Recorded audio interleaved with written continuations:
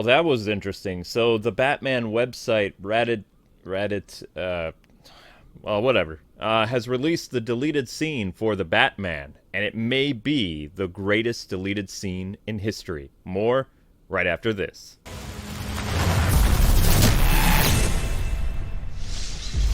What is happening, Internet? K-Wing here, and this is a little bit different for me. It's now 6 in the morning, and, well, I usually record these about 3 a.m., but I've had a lot of life stuff to deal with. Not really going to bore you with the details, but I'm a little late to the party, so this is going to be spoilers. If you haven't seen The Batman, please don't watch this video. I don't want to ruin the movie for you, but it involves Barry Keoghan, I believe. Keoghan? I don't really know. He was in the Eternals movie, but he really shines in this deleted scene. Now, as you know, Matt Reeves' The Batman movie heavily uses inspiration from The Long Halloween, and there is a key character that was supposed to be in The Long Halloween known as the Calendar Man. Now, the Calendar Man is not in this movie, not at all, but there is a particular famous Batman villain that takes over the role of Calendar Man as someone that Batman can bounce ideas off of, trying to discover the motives behind the Riddler, Gotham's newest serial killer. Now, in this scene, the person that he's speaking to, it is their almost 1 year anniversary since Batman stopped them from whatever they were doing. Whether this will show up in a prequel book or who knows, it will probably become very important for Barry as the Batman series goes on. But this is your last chance to tune off because this will be spoilers on who the character Barry Keoghan is playing. All right, everybody ready? Okay. So Batman is speaking with the Joker, and this is a very different version of the Joker that we've seen. He is a character very reminiscent to Heath Ledger's, a person who actually puts makeup on their face to hide their scarring.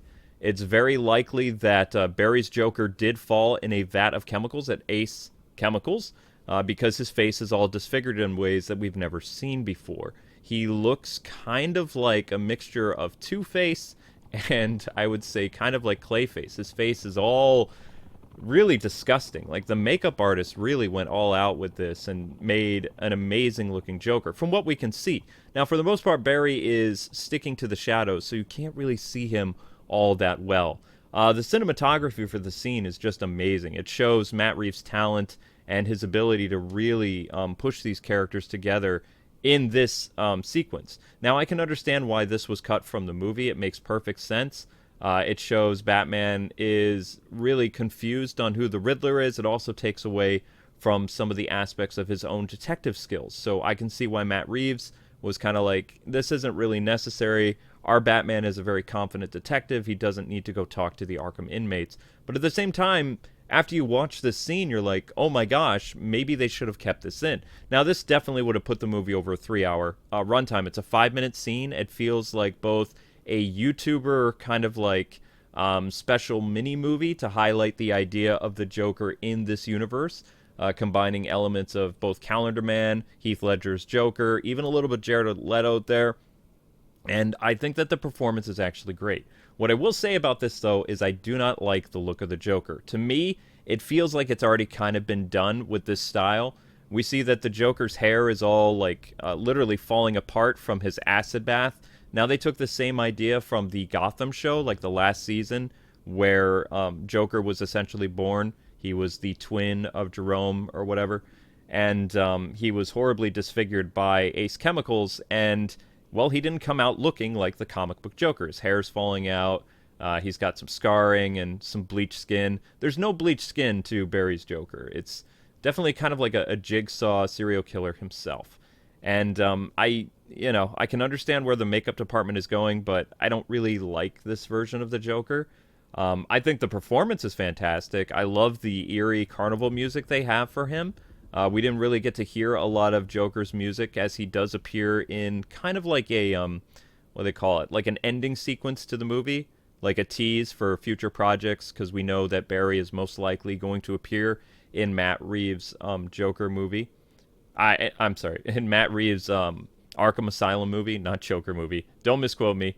I just woke up, so I literally just like kind of, trying to get on this as quickly as possible so we can get this video up by 10 a.m. But the interaction between the two characters is very interesting. I like how when Batman, he's just very quiet, talking in his normal Batman voice. The Joker is happy to see him because, he comes bearing a gift on their 1 year anniversary. And basically, it's all the things that Batman and Alfred have deciphered about the Riddler. And, he's kind of dismissive. He's like, we've known each other for a year, and this is what you're going to give me, essentially all these papers and cards. And Batman's just kind of like, shut up and tell me what you think about this. I know you're fascinated by this serial killer. And Joker is intrigued, so he starts talking to Batman, essentially the same way that Calendar Man does. They kind of bounce ideas back and forth, and Joker eventually comes to realize that Batman is usually ahead of the curve when it comes to catching these guys, and this other masked vigilante, which he refers to the Riddler as a masked avenger, is throwing Batman for a loop, kind of. Like, Batman is not able to figure out what's going on, and Joker finds that hilarious. Now, again, they cut this because of it really shows Batman more of a bumbling detective than some of the critics have said. It paints a different picture of the Dark Knight that we got, and it makes sense that this was removed for, the storytelling, because it shows that Matt Reeves' Batman doesn't really know what's going on. He can't figure it out. He has to go ask another psycho for help.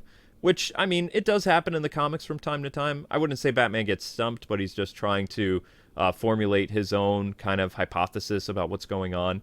And usually when he's able to bounce ideas off the criminally insane, sometimes, usually Two-Face or the Riddler or Calendar Man, he's able to, figure stuff out on his own, essentially using these inmates. So he's kind of doing the same thing here with the Joker, but the Joker is having a lot of fun with this. He's saying like, oh, you don't know who this guy is at all. He's a nobody. He's somebody who's been planning this his whole life. He really hates these people.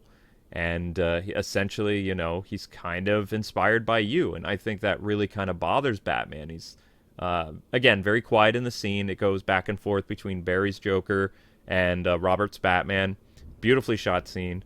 And Joker just kind of keeps teasing him for 5 minutes. And it's kind of chilling to watch. What really adds to the sequence, again, is that kind of clown carnival music. It's very gentle. It's not like overpowering like Heath Ledger's like razor sound effects. Perfectly kind of emulates what's happening between the discussion. It feels like kind of playful, but also kind of sadistic.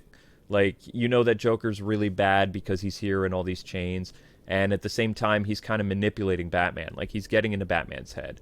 One of the last things that he says in the little mini-movie, which I'm going to call it a mini-movie, it's more than a deleted scene, he basically tells Batman, he's like, this guy obviously has hated these people his whole life. He's inspired by you and all this other stuff. But what terrifies you is you don't really feel bad about the motives of this guy. You are actually kind of happy that these people are dead, like the corrupt mayor and commissioner. You're not really bothered by it. In fact, you're terrified that you kind of like it.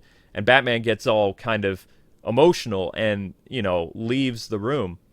And Joker's just there left laughing because he realizes this is getting to Batman, and it's kind of fun for him. So I do love the scene. I don't know where I would place Barry's Joker in the grand scheme of things, because it's kind of a short little tease of what's to come. Matt Reeves has already said that his Joker is not going to appear in the sequel, so you can probably look forward to seeing Joker in the Arkham Asylum series. Maybe we'll get a little background about how Batman took him down during his year one.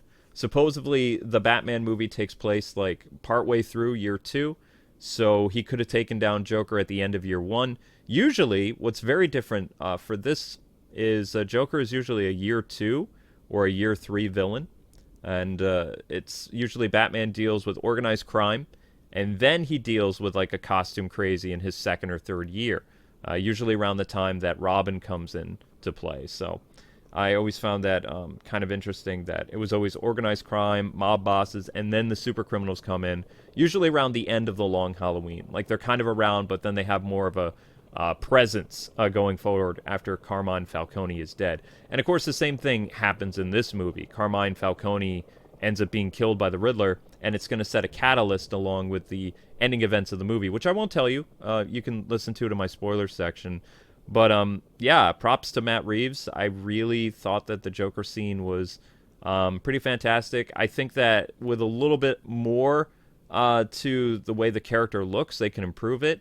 But there's so much to dive into the character that I think I will do like kind of a character study of him as more things go on.